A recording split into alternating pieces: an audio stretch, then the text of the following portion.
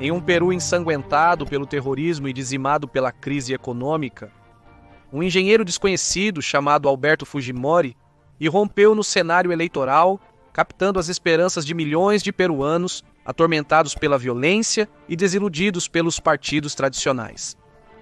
Partindo de uma organização minúscula, com pouco apoio e sem experiência prévia na política, Fujimori soube abrir espaço entre os principais partidos políticos e arrebatá-los.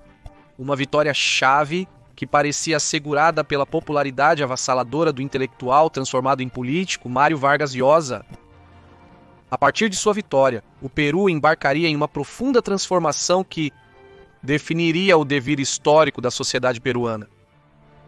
Nesta nova entrega especial, narraremos a ascensão vertiginosa até o quadro final de Alberto Fujimori, um homem que em 10 anos mudou para sempre a história do seu país e estabeleceu o precedente do Peru atual com suas reformas econômicas e políticas.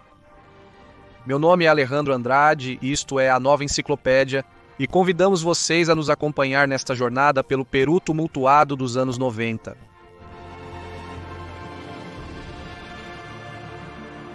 As raízes familiares de Alberto Fujimori remontam ao Japão. Seus 2 pais, nativos do país nipônico, emigraram para o Peru em 1934 para trabalhar como operários agrícolas. 4 anos depois, nasce Alberto Fujimori no seio da família imigrante localizada em Lima. Seus primeiros anos de vida foram marcados pelo clima de hostilidade anti-japonesa incentivada pelo Estado peruano. Em relação à sua vida acadêmica, embora distante de seus colegas de classe, ele foi um estudante exemplar e sempre esteve entre os primeiros lugares de sua sala. Ao se formar no ensino médio, Fujimori optou por estudar agronomia na Universidade Nacional Agrária e continuou se destacando como um estudante brilhante, graduando-se em primeiro lugar em sua turma. Seu excelente desempenho acadêmico lhe garantiu bolsas para estudar física pura e matemática na França e Estados Unidos da América. Após concluir seus estudos, ele retornaria à sua alma mater para lecionar como professor, subindo gradualmente até ser nomeado reitor universitário em 1984. Durante essa escalada gradual de poder no âmbito universitário, onde continuava permanecendo no anonimato, nasce em Fujimori seu interesse pela política. Seu principal capital como político era sua própria astúcia. Acostumado a observar com atenção as circunstâncias, ele projetou uma estratégia de ascensão ao poder, caracterizada por suas altas expectativas, que justificava com suas credenciais profissionais. Além de sua experiência como professor, Fujimori havia diversificado seu portfólio incursionando no setor imobiliário como empresário e se aproximou dos círculos políticos do país, conduzindo um programa de atualidades chamado Concertando, que foi transmitido entre 1987 e 1989. Enquanto Fujimori avançava gradualmente em seus planos, o Peru afundava cada vez mais em uma grave crise que tirava a vida de muitos inocentes todos os dias. Havia surgido há anos no interior do país diversos grupos armados de ideologia comunista. Sendero Luminoso, a organização terrorista mais lembrada de todas por seus crimes brutais, causava estragos nos campos rurais e nas principais cidades, em uma guerra aberta contra o Estado. Junto ao movimento revolucionário, Tupac Amaru chegaram a controlar extensas áreas do Peru e a semear o medo entre as localidades mais distantes. Massacres, tiroteios, atentados e carros-bomba destruindo famílias e edifícios públicos eram as notícias que se ouviam internacionalmente do país andino. A resposta dos governos a este e outros problemas políticos estava sendo insuficiente diante da escalada de violência e do aprofundamento da crise econômica. Degeneração que contribuía para a expansão do terrorismo. Em 1985, com altíssimas expectativas, foi eleito presidente com ampla margem Alan Garcia, um jovem político dotado de grande poder para a oratória e um fiel discípulo da ideologia fundacional do Partido Prista peruano. Diante do inevitável caos econômico, o presidente impulsionou uma ampla reforma pública, que, no entanto, terminou em uma tentativa fracassada de estatizar a banca e em um aumento exponencial da corrupção nas instituições públicas. o que resultou em uma hiperinflação desmedida e em uma escassez de produtos de primeira necessidade. Essas medidas econômicas de Alan Garcia despertaram uma oposição enérgica na população e entre seus principais rivais políticos. Quem capitalizou esse descontentamento popular contra o presidente foi Mário Vargas Llosa, um famoso romancista que se introduziu na vida política pregando uma virada para o liberalismo econômico. No entanto, ele usava para isso a plataforma que os partidos do sistema lhe ofereciam, que chegaram a se agrupar em uma única coalizão chamada Fredemot, para apoiar assim sua candidatura presidencial para as eleições gerais de 1990. Vendo a oportunidade perfeita para se apresentar como uma alternativa atraente contra os partidos tradicionais, Alberto Fujimori deu seu salto definitivo para o cenário público. Primeiro, ele mirou no Senado da República, ao qual tentou acessar através da lista parlamentar do Partido Esquerda Socialista. Mas ao fracassar em sua tentativa, organiza seu próprio partido político, batizado com o nome de Mudança 90. Nos primórdios de sua organização, este era um partido extremamente pobre e não parecia ter qualquer possibilidade de aspirar a um primeiro lugar nas eleições? Agrupados pela liderança de um homem quase desconhecido como Fujimori, convergiam em seu seio pessoas sem experiência prévia na política, cidadãos decepcionados com os partidos e alguns pequenos empresários. No entanto, o grupo que mais se destacava entre seus membros eram os membros de igrejas evangélicas.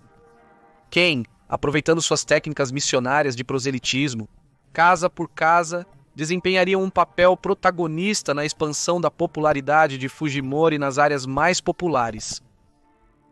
Em contrapartida, surgia um estimado romancista que parecia ter tudo a seu favor para ganhar sem problemas. Vargas Llosa oferecia uma imagem de unidade e contava com um programa econômico liberal, redigido por uma equipe qualificada de técnicos.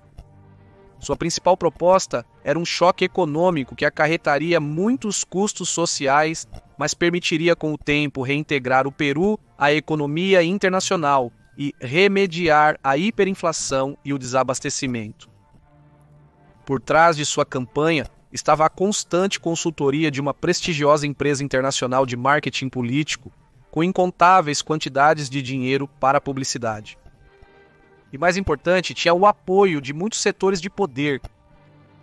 Mas o público, ao ouvir os detalhes de seu programa, à medida que a campanha avançava, começou a perceber o choque econômico como uma decisão demasiado extremista, o que lhe rendeu uma imagem pública como um político distante da realidade e aliado do sistema. Com a queda da popularidade de Vargas Llosa, as simpatias dos eleitores foram se deslocando para Alberto Fujimori, que havia optado por uma estratégia radicalmente oposta à do seu adversário. Fujimori realizou uma campanha personalista que evitava as obrigações partidárias. Ele se concentrou no apelo às classes baixas e aos eleitores independentes e fez uma ênfase especial na concertação política, mais do que em um choque econômico como a solução para a crise peruana. Depois de ter obtido um segundo lugar com uma margem estreita de diferença com Mário Vargas Llosa no primeiro turno da eleição, Fujimori venceria no segundo turno com mais de 60% dos votos.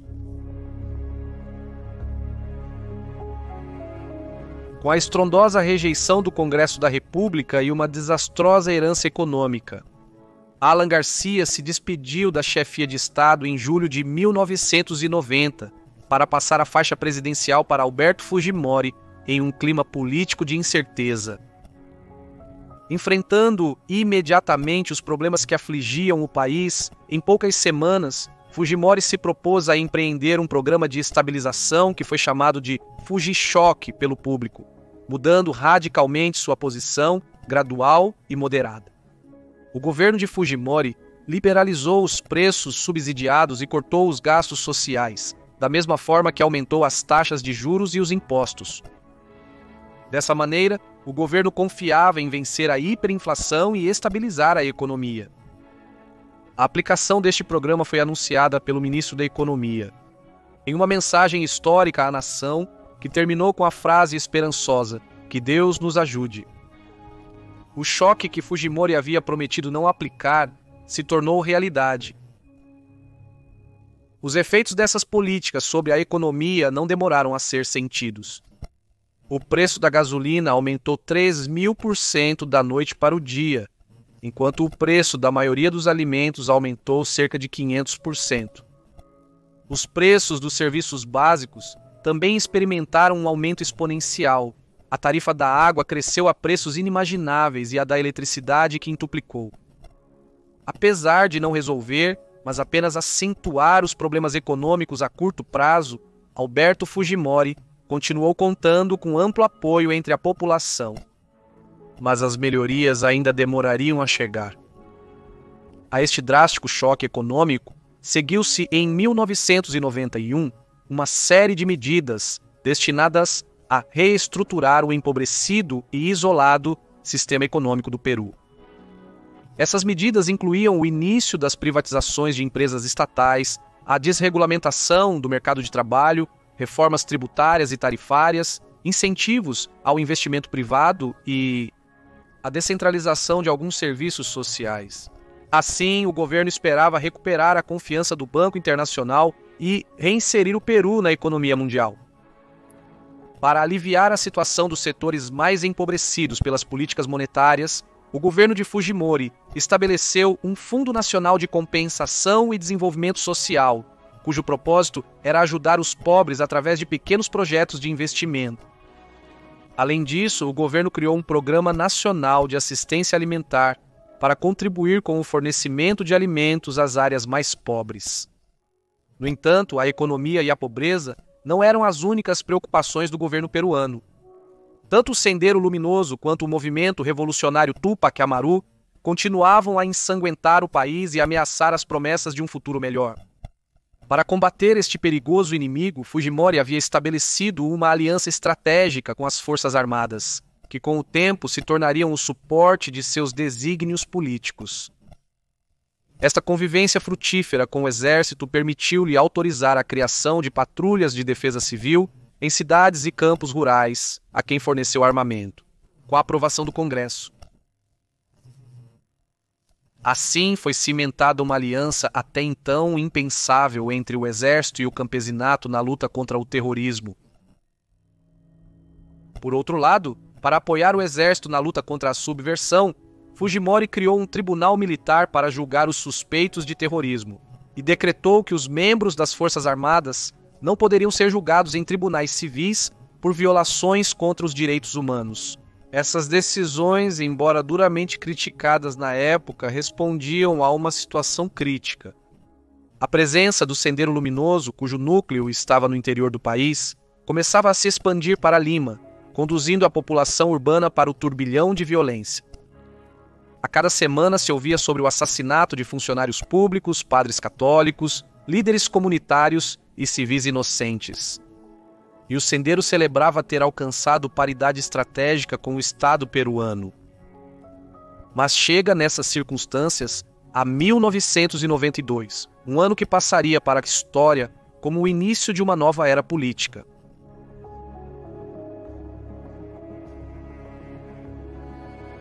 Para o início de 1992, as tensões entre o Congresso e o governo de Fujimori estavam em seu ponto mais alto.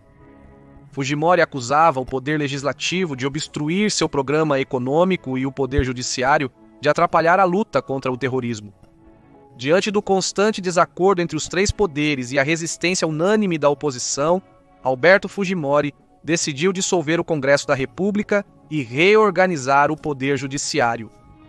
Enquanto sua mensagem histórica à nação era transmitida pela televisão, as principais ruas de Lima e os edifícios institucionais eram tomados por militares e, ao mesmo tempo, eram realizadas detenções aos opositores políticos do governo. Com o apoio das Forças Armadas e também da população, Fujimori anunciou a instauração de um governo de emergência e reconstrução nacional, que, em suas próprias palavras, abriria o país para uma autêntica democracia. Os partidos políticos denunciaram imediatamente que o presidente estava executando um golpe de Estado que retornava o país às trevas da ditadura. No entanto, a decisão de Fujimori foi recebida pelo público com muito entusiasmo, um clamor popular que evidenciava o descrédito em que a política tradicional havia caído. Na opinião pública, prevalecia a ideia de que o Peru precisava de um governo mais forte para sair da crise.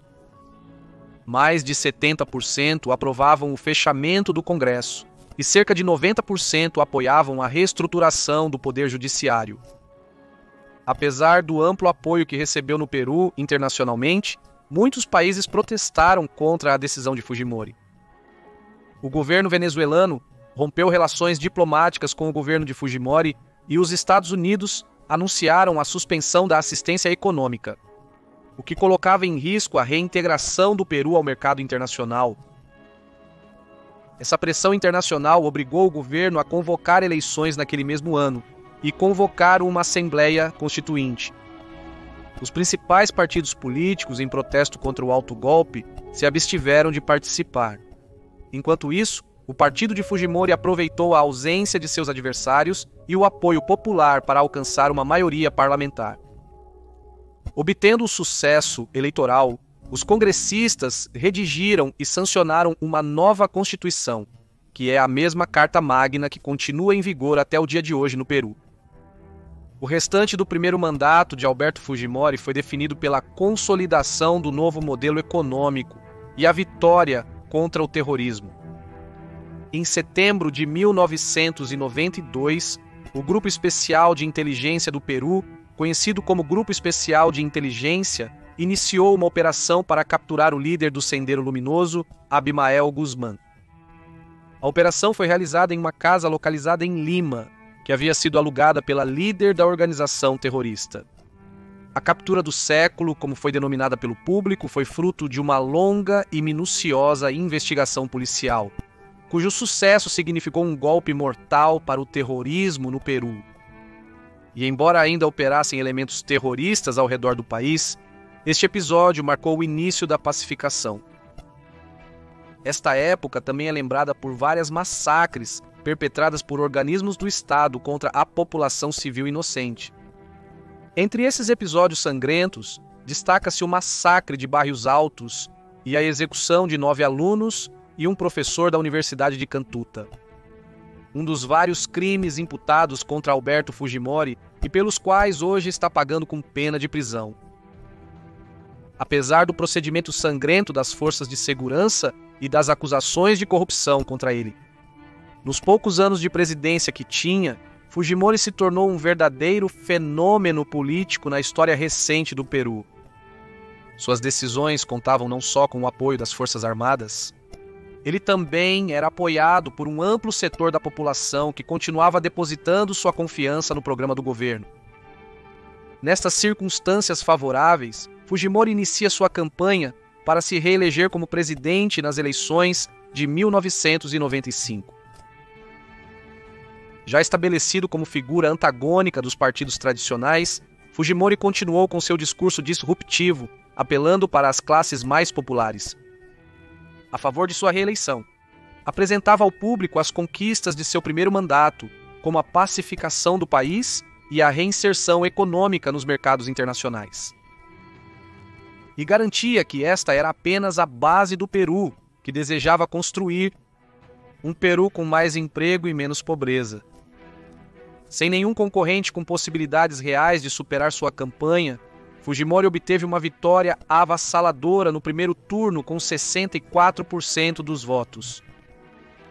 Novamente conseguiu uma maioria no Congresso e um campo aberto, sem obstáculos para continuar com seu governo. Enquanto os partidos tradicionais dizimados continuavam sem forças para representar uma ameaça à sua hegemonia. Mas por trás de seus sucessos políticos estava um advogado tão inescrupuloso quanto inteligente, um homem que desempenhou um papel protagonista na consolidação e preservação do poder de Alberto Fujimori. Estamos falando de Vladimiro Montesinos, o poder por trás do poder. Fujimori e Montesinos se conheceram durante a campanha presidencial de 1990. Com o passar dos anos, Montesinos se tornou um colaborador cada vez mais presente na vida política de Fujimori. Montesinos foi o líder de facto do Serviço de Inteligência Nacional e, para contribuir para a manutenção de Fujimori no poder, dispunha de uma ampla rede de contatos conexões dentro e fora do Peru e conhecimento dos códigos de corrupção. Através de Montesinos, convertido em sua mão direita para o trabalho sujo, Fujimori se encarregou de aplainar o caminho a seu favor, controlando meios de comunicação, desaparecendo com opositores internos e comprando influências, mas também combatendo os elementos remanescentes do terrorismo com mão dura.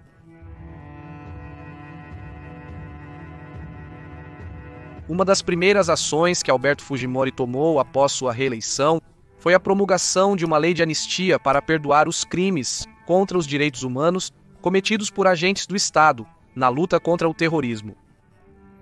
Em termos econômicos, as privatizações continuaram sendo um elemento central no governo de Fujimori. Em 1996, foi promulgada uma nova lei de promoção de investimento privado e foi criada uma comissão para a promoção de concessões privadas. Neste contexto, foram transferidos através de concessões a aeroportos, portos, redes viárias e as bandas telefônicas móveis para capital privado. E em 1998, iniciou-se o processo de concessões em obras de infraestrutura de transporte. No entanto, vale ressaltar que, em certos casos, as privatizações foram caracterizadas por irregularidades e, de forma mais generalizada, por uma forte corrupção no uso de recursos da venda das empresas. E na área de serviços, que também passou por privatizações, foram registrados aumentos de preços e tarifas. Por outro lado, quando os peruanos começavam a desfrutar de maior tranquilidade nas cidades, o terrorismo irrompeu novamente para abalar a sociedade. Em dezembro de 1996, durante a celebração de uma cerimônia na residência do embaixador do Japão em Lima, 14 terroristas do grupo criminoso Movimento Revolucionário Tupac Amaru invadiram a propriedade à força e fizeram todos os presentes como reféns. Em troca da vida dos reféns inocentes, os terroristas pediam a libertação de 400 membros do movimento revolucionário Tupac Amaru detidos por terrorismo, ao não chegar a um acordo com o Estado. A ocupação da residência se prolongou até abril de 1997, meses em que o governo e a população viveram em constante expectativa e angústia. Para resolver a situação, foi gestada no seio das Forças Armadas uma das operações militares de resgate mais limpas e bem-sucedidas da história, conhecida como Operação Chavin de Wanter. A inteligência da operação foi elaborada pelo Serviço de Inteligência Nacional. As tarefas nesta especialidade estavam sob a chefia de Vladimiro Montesinos, que assumiu o papel de líder, delegando responsabilidades de exploração de informações. A construção da réplica da residência para o treinamento e a tomada de fotografias e filmagem do resgate. Mas o elemento mais importante da operação foi a construção dos túneis de entrada na residência e a infiltração de câmeras e microfones, através dos reféns. Em 22 de abril de 1997, a operação de resgate foi realizada sob o melhor presságio. Depois de meses de preparação, tudo estava pronto e minuciosamente controlado para um resultado satisfatório. Às 13h23 da tarde, uma forte explosão no chão do salão principal iniciou a operação. Depois de alguns minutos, todos os terroristas haviam sido assassinados e todos os reféns foram resgatados, com exceção de um que faleceu devido a uma hemorragia. E além da pacificação interna, o Peru teve que negociar com o Equador para delimitar as fronteiras de ambos os países. Após um conflito armado lembrado como a Guerra do Cenepa, travada em 1995 durante a campanha eleitoral.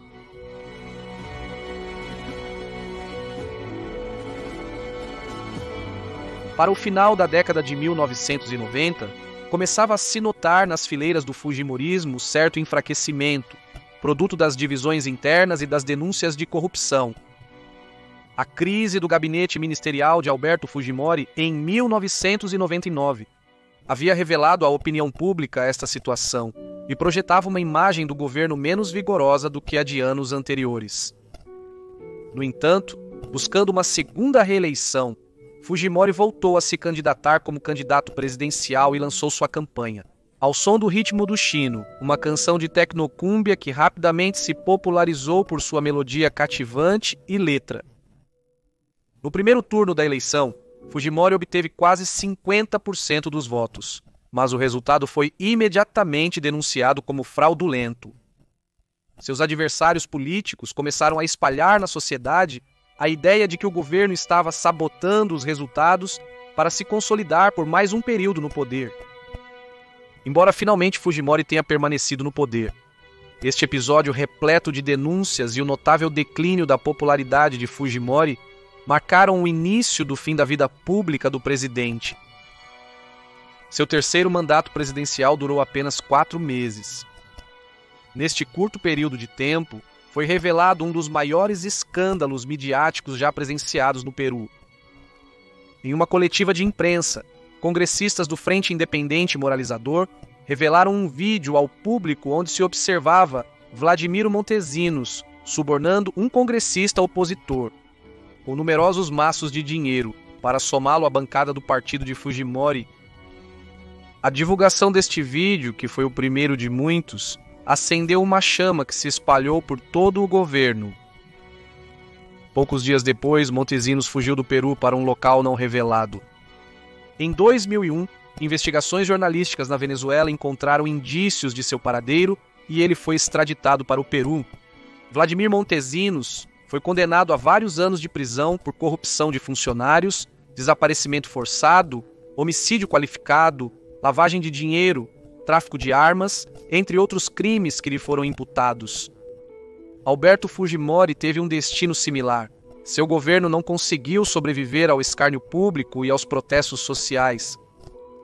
No meio de uma turnê diplomática pelo continente asiático, o presidente abandonou seu cargo enviando de Tóquio um fax onde notificava sua renúncia ao Congresso. Diante do fato insólito, o Congresso rejeitou sua renúncia e o destituiu por incapacidade moral. Alberto Fujimori conseguiu viver vários anos no exílio, mas finalmente seria extraditado do Chile para o Peru em 2005 para ser julgado. Atualmente, aos seus 84 anos, continua cumprindo sua pena na prisão por usurpação de funções, crimes contra os direitos humanos e corrupção. Esta foi a história da ascensão de um desconhecido engenheiro à presidência do Peru e os passos que o levaram a um amargo final. Foi um período na história do Peru marcado pela regeneração econômica e a pacificação do terrorismo. Mas também é lembrado por seus escândalos e as repercussões positivas e negativas que até hoje têm o legado de Alberto Fujimori. Agradeço por ver o vídeo até o fim. Lembrem-se de se inscrever para não perder novas entregas e convidamos vocês a compartilhar com seus conhecidos este documentário. Até a próxima!